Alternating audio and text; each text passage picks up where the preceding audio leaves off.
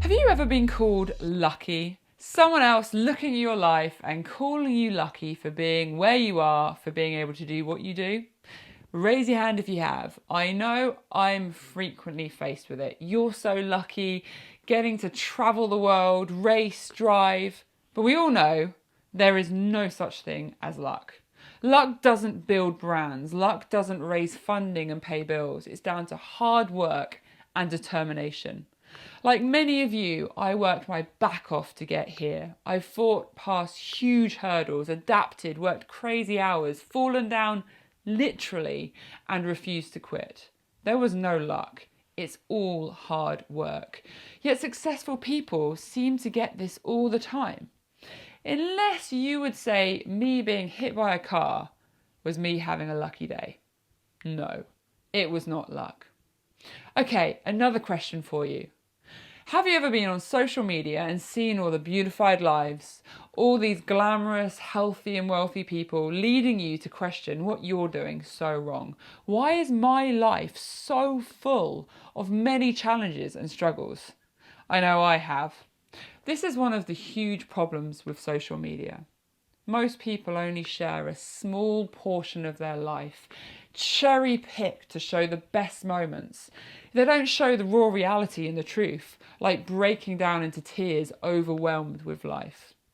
If you look at life through the eyes of your social media feed, I guarantee it would be a horrifically distorted misrepresentation of the world.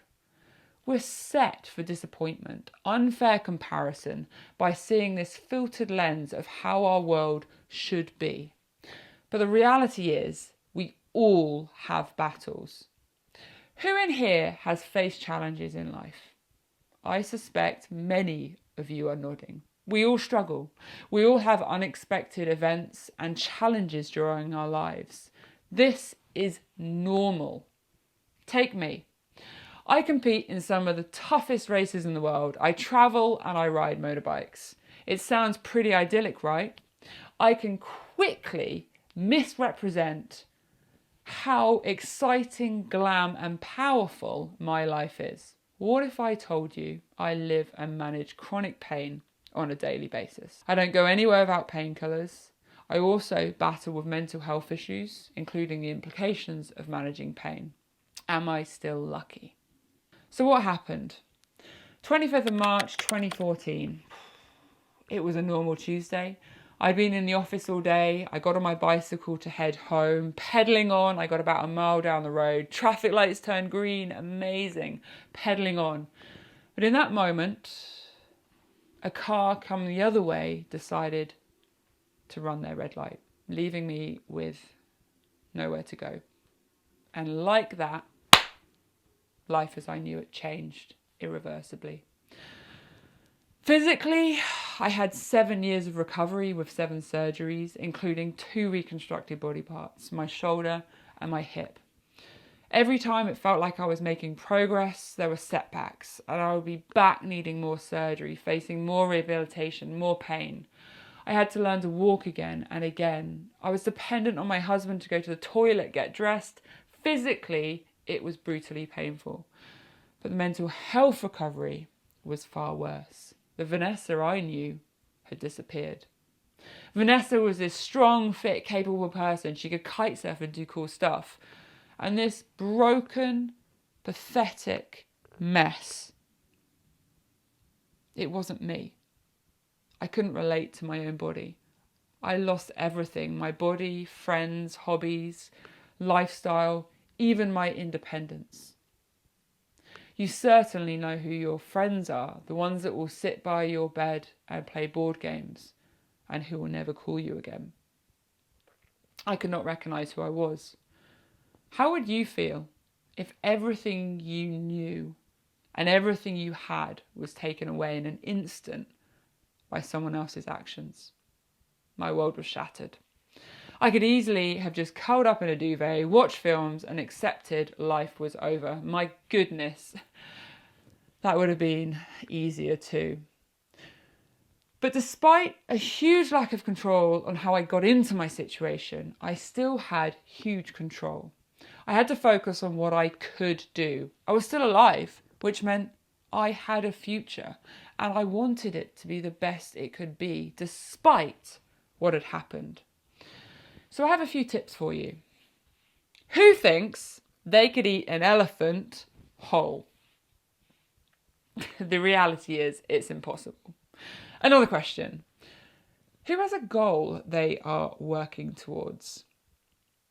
Goal setting has been a huge part of my recovery. They're an incredible tool to set your sights on something, focus your mind and actions.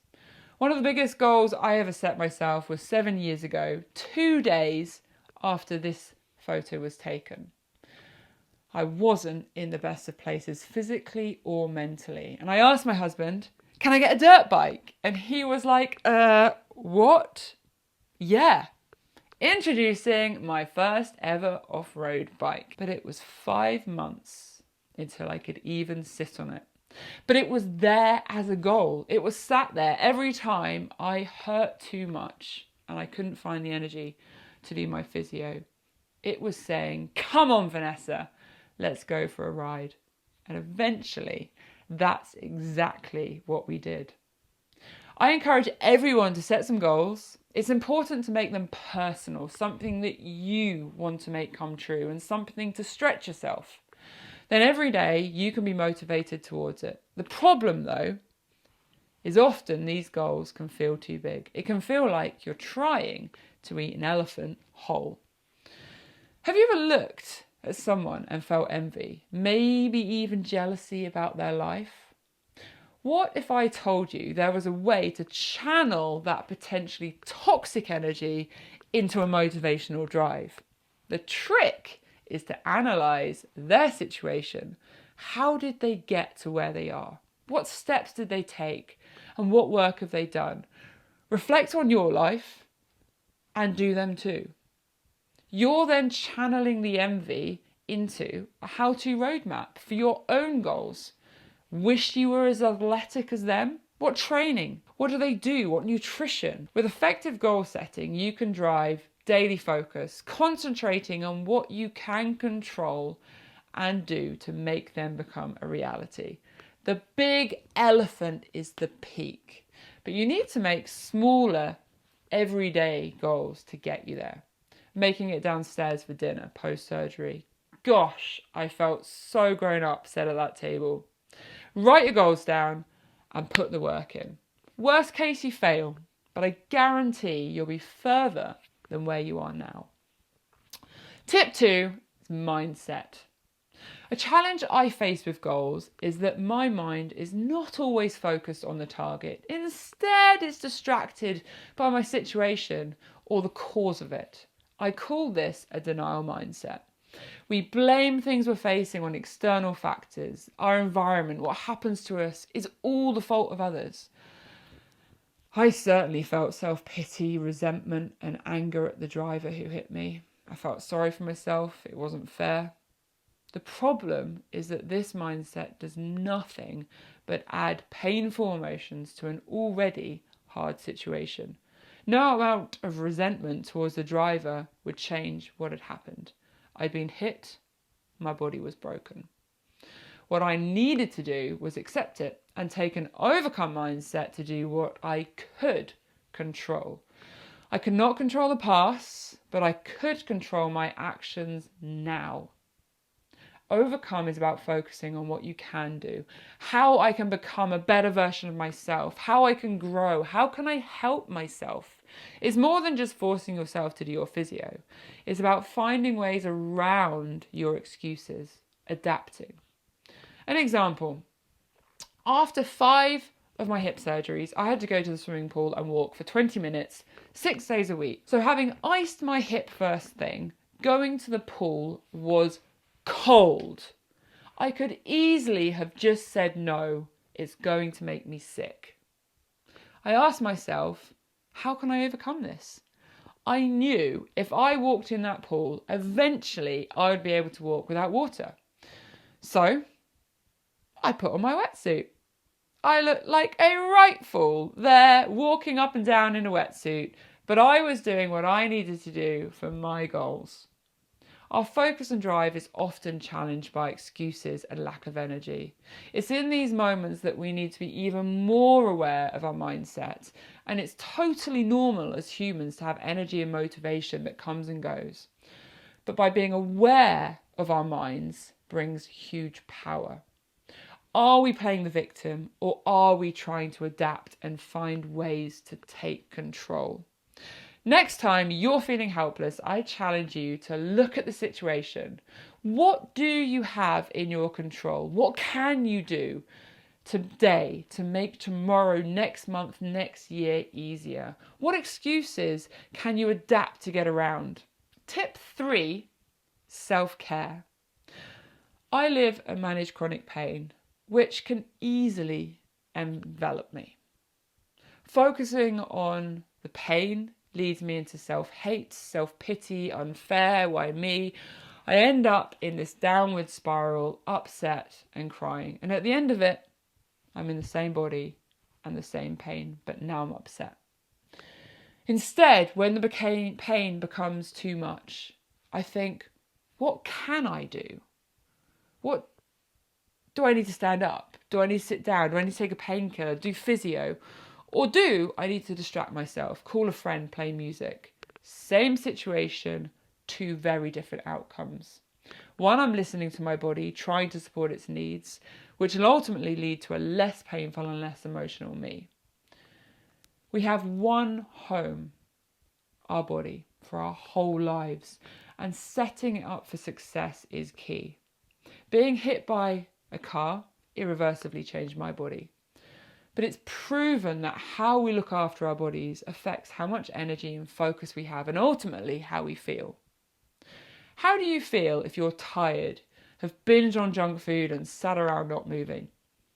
For me, they all link to low motivation. The energized, bubbly Vanessa turns into a blob. Because like a car without fuel, your body is running on empty. Make your body and mind the most powerful resource it can be.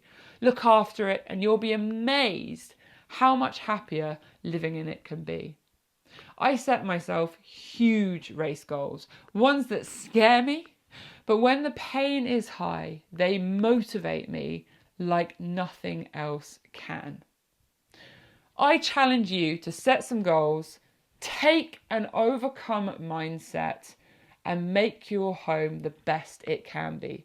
Find ways around your excuses, battle your inner chimp, and adapt to the roadblocks. Yes, my pain is far worse with the extreme sports I do, but giving up, that would be far more painfully mentally. Instead, I adapt and I fight. Every action we take today is a step towards making tomorrow a better day, climbing out of the rut, moving forwards and out of the situation, fighting to not be a victim of our circumstances, but instead claiming control. If I hadn't fought, I most certainly wouldn't be a professional motorcycle racer now.